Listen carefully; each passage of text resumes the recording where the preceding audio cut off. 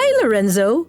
Uy, good mood ka ngayon ha? Excited ka na ba sa IPP meeting mo? Oy, hi Danny. Sinabi mo pa. At saka, bumili nga pala ako ng magandang gitara online. Tingnan mo to, parang bagong-bago pa tong Gibson ES Supreme na to. Kadalasan, triple ng presyo ang benta sa ganitong gitara. Triple ng presyo?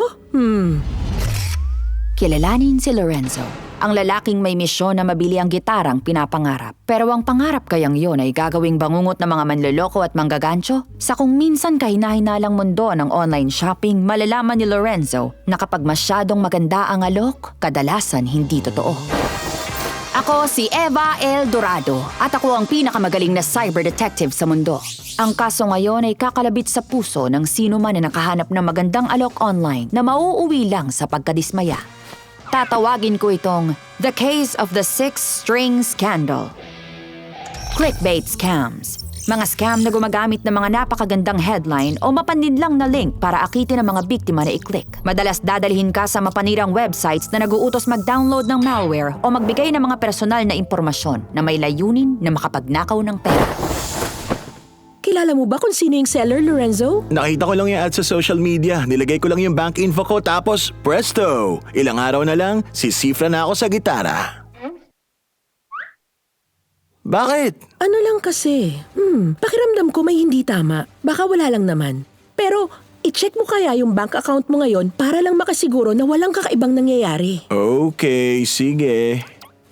Yung pera ko! Nawala na lahat! Naku, lagot!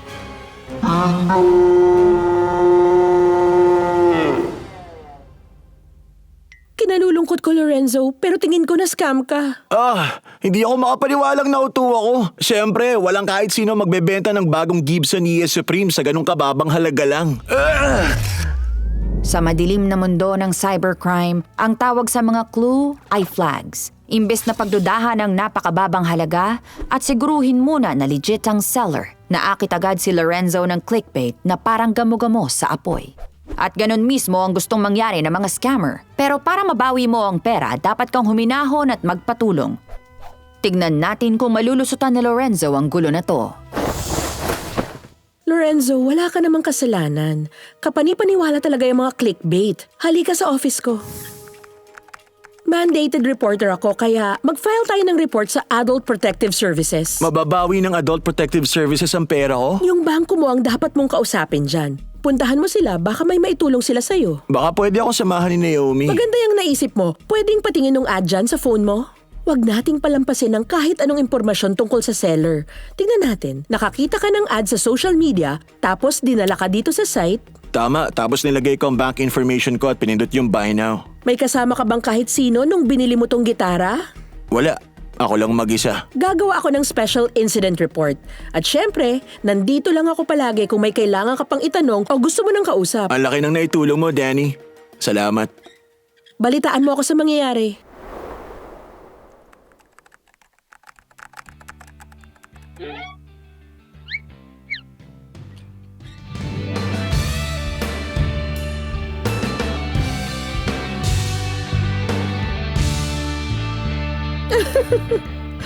Galing talaga. Sobrang astig nun, babe. Simpleng pasasalamat lang yun para sa tulong mo, Danny. Tama.